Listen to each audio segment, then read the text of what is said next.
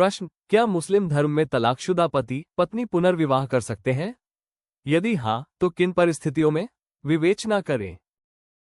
तलाकशुदा दंपत्ति का पुनर्विवाह, जब किसी पति ने 3 बार तलाक का उच्चारण करके अपने विवाह का विच्छेद किया हो तो उससे फिर विवाह उसके लिए वैध नहीं होता है, जब तक कि उसने इद्दत पालन के बाद किसी दूसरे आदमी से विवाह न कर लिया हो और उसने विवाहोत्तर समागम के बाद उसे तलाक न दे दिया हो या विवाह के वास्तविक रूप से पूर्णता प्राप्त कर लेने पर वह मर न गया हो और पत्नी ने इस बार फिर इद्दत का पालन न किया हो।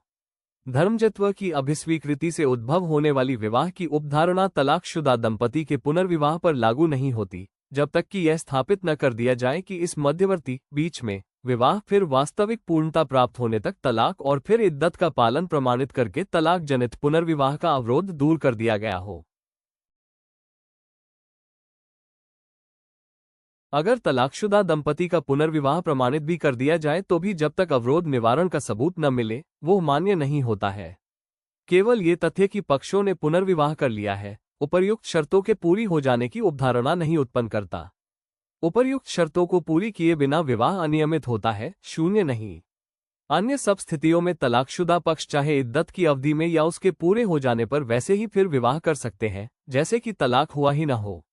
रशीद अहमद बनाम अनीसा खातून, 54 इलाहाबाद 461 रेशियो 1932 P0C025 के वाद में एक हनफी मुसलमान ने एक ही सांस में 3 बार उच्चारण करके इन शब्दों में मैं तुम्हें तलाक देता हूँ, मैं तुम्हें तलाक देता हूँ, मैं तुम्हें तलाक देता हूँ कहकर अपनी पत्नी को तलाक दे दिया। उसके बाद दोनों पक्ष साथ रहे और 5 बच्चे हुए जिनके धर्मजत्व यानी कि वैधता को पिता ने स्वीकार किया। उसके मर जाने के बाद बच्चों ने उसके उत्तराधिकारियों की हैसियत से उसकी संपत्ति में अपने हिस्सों का दावा पेश किया।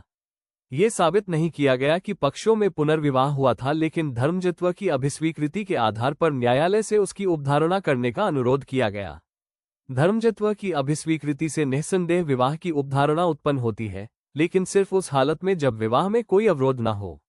दृष्टांत में ऐसा अवरोध है जो तलाक में पैदा हुआ और वो सिर्फ यही साबित करके दूर किया जा सकता है कि तलाक के बाद बच्चों की मां ने दूसरे आदमी से विवाह किया था और विवाह की पूर्णता होने पर दूसरा पति मर गया था अथवा उसे तलाक दे दिया गया था।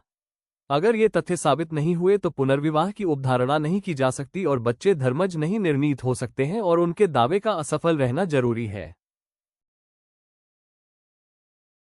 हयात खातून बनाम अब्दुल्ला खां, 1937 लाहौर 270 के वाद में एक हनफी मुसलमान ने एक लिखित तलाकनामा के माध्यम से 25 सितंबर 1927 को अपनी पत्नी को तलाक दे दिया। दस्तावेज लिखते ही तलाक का तत्काल प्रभाव हुआ। तलाक के बाद पक्षों ने सहवास फिर शुरू कर दिया, लेकिन पति ने 30 अक्टूबर सन 1932 को अपनी पत्नी को फिर मौखिक यानी कि जबानी तलाक दे दिया। इस बीच में कोई और विवाह या पुनर्विवाह नहीं हुआ। सहवास फिर शुरू करके पति पत्नी का संबंध पुनः नहीं किया गया।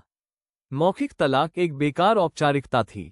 25 सितंबर सन 1927 से 3 साल से ज्यादा समय बीत जाने के बाद पत्नी द्वारा दायर किया गया वाद वर्जित निर्णीत किया गया।